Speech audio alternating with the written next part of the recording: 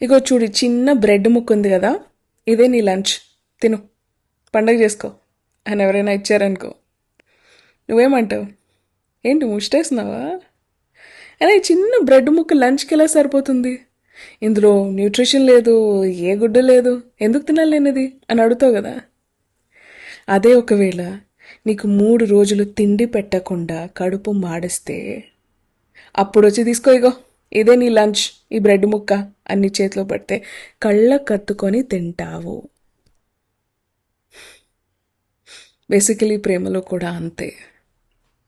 ఒకవేళ రోజు భోజనం లాంటి ప్రేమ దొరకలేదనుకో, దానికోసం నువ్వు తహతహలాడుతున్నావు అనుకో, ముష్టిలో వేసిన ఆ బ్రెడ్ ముక్క లాంటి కొంచెం అటెన్షన్ కూడా బోల్డ్ అంత ప్రేమలా కనిపిస్తుంది.